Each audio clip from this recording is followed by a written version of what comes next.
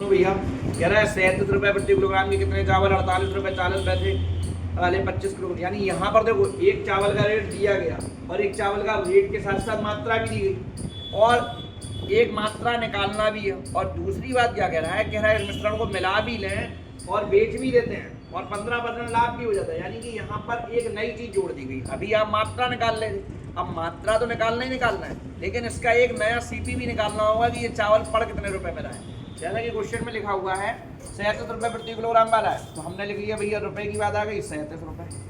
ठीक, फिर वो कह रहा था कितने चावल, तो मान लिया x किलोग्राम। देखो हमने पहले ही कहा मात्रा ऊपर लिख लिया करो, रुपए नीचे लिख लिए।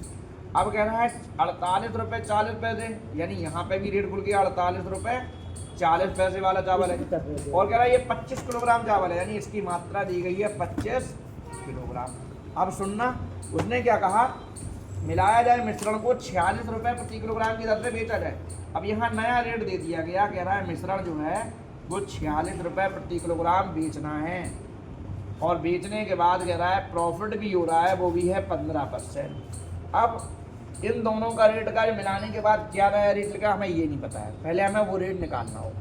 तो अब हम देखें कि 46 रुपये बिक रही, 15% लाभ हो रहा, तो आपको सीपी पता है, यानी कि इसका कितना होगा, तो हमने माना सीपी हो गया 100।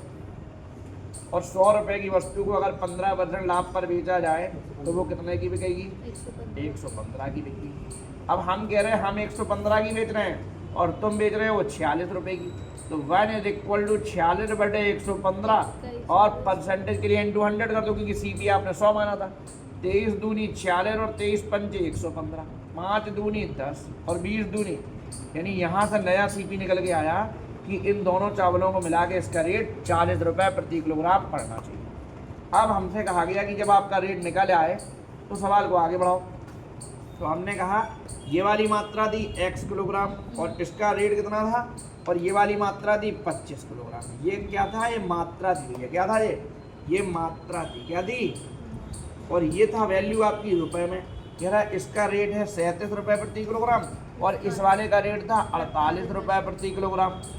और कह रहा इन दोनों को मिला के जो नया रेट बनेगा वो बनेगा 40 रुपये प्रति किलोग्राम बनना चाहिए। तो हमने वही चीज़ बताई थी कि आप इससे इसको घटा दो, इससे इसको घटा दो, 40 में से 48 जाएगा, बचेगा 8 रुपये 40 पैसे। 40 में से 37 जाएगा, बचेगा 3 रुपये। अब रेशियो के अकॉर्डिंग आप देखो 8.40 और रेशियो 3, तो यहाँ से जब डेसिमल हटेगा नीचे 2 जीरो आएंगे और एक जीरो से जीरो कैंसिल, क्रॉस मल्टीपल कर लो या काट लो। 3 एकम 3, 3 दूनी 6, 8 में से 6 गया 2 बचा 3 8 24, और जब गुणा कराओगे तो रेशियो आएगा 28/10। इसी को आप काट के कहते हो 14/5 आएगा भाई। ये बन के आ गया रेशियो की, इन दोनों का रेशियो में, यानी 37 रुपये वाला 14x चावल होगा, 48 रुपये वाला 5x चावल होगा। लेकिन अब वो कह रहा नहीं, हम तो पहले सेकंड वाले चावल की मात्रा बता चुके हैं 25 किलोग्राम, तो भैया दूसरे वाले की मात्रा यानी पहले वाले चावल की निकालना है, जिसकी मान ली x, दूसरे की दी गई 25 और इसी का रेशियो उन्होंने दिया था 14/5। अब इस 5 से हमने 25 काट दिया, बचा 25, और इस 14 से हमने गुणा करा दिया, तो 14 पंजे 70, यानी कि भैया जो फर्स्ट वाली मात्रा जो है वो आपकी 70 किलोग्राम हो।